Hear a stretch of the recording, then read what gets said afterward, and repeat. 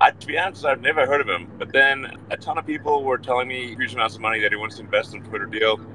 And I talked to him for about half an hour, and I know my bullshit meter was redlining, so I was like, this full of shit.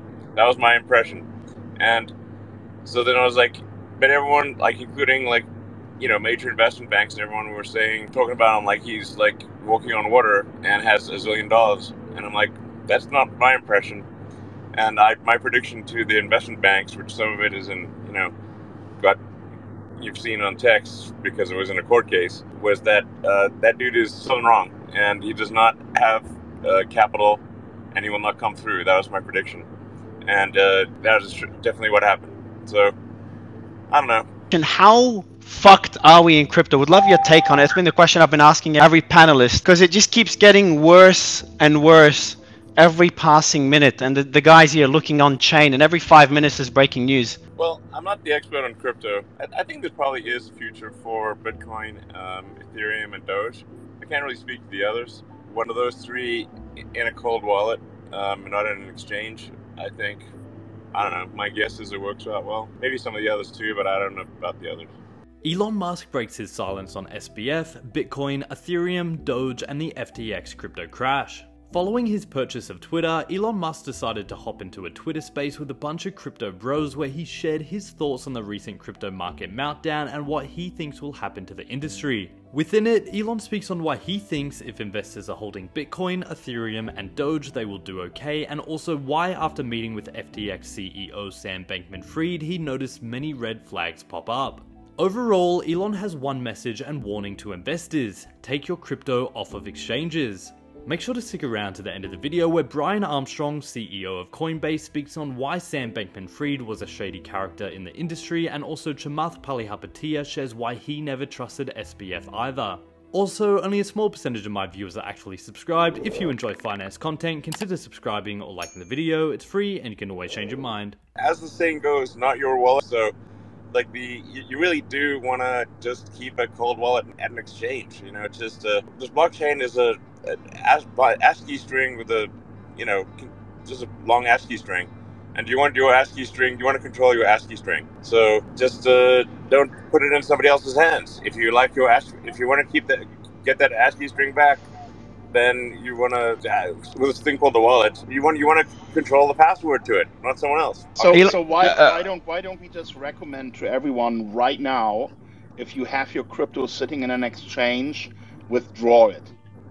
The rule that I make is if you have more than $150 in crypto, you can afford a $150 ledger.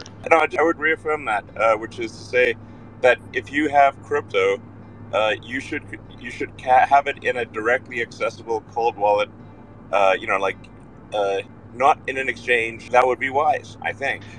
Is Twitter looking at launching a crypto wallet? Well, we're looking at a lot of things, but it's a crypto wallet is not soon. But maybe something down the road we'll be open to it. But right now, Twitter's just got to get the basics right. I think we want to just elevate the voice of the people who often, if they're directly involved in something, have a better understanding of the situation than a journalist who doesn't understand the space and actually isn't there and isn't super familiar with it. And I think you can see this example when you read about anything in a newspaper and you actually know the details of what happened. It's the perspective in the newspaper is often really very wrong, but that's not true just for the things that you know about. It's true for things in general. Now, I'm not trying to totally trash traditional media. There's a role for that, of course, but I think there's the information flow of the world could be much better and much more accurate with citizen journalism. And in much more real time, like we're doing right now, and people can come in and comment and disagree with each other or present counter arguments, and it's great. There's this thing that just came out called Community Notes, which is I think going to be fantastic for fact checking truth, and just generally, let's let the voice of the people reign. Vox populi, vox dei. So let's not have the news be controlled by a small number of media oligopolies. It should also be controlled by me. Just kidding.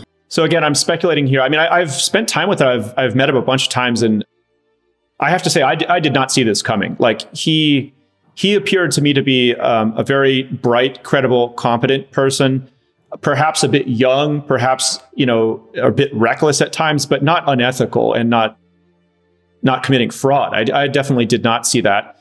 If I look back to see, were there any warning signs that I should have thought twice about it?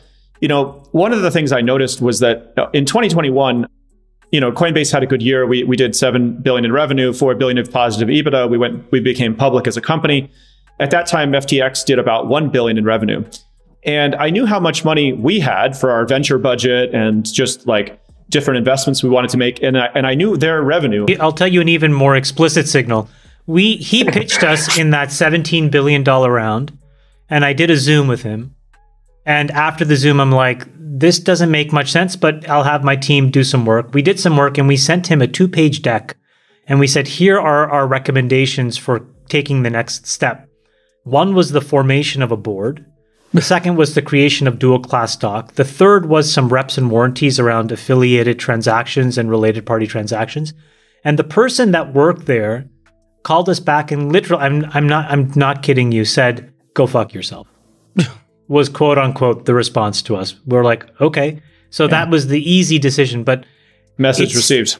Message received, but I still thought, okay, I'll just put that in the bucket of these guys are unbelievably arrogant and smug. But Brian, I thought what you thought, which is maybe it's because they've created some money-making machine in the Bahamas, and so they have that level of confidence.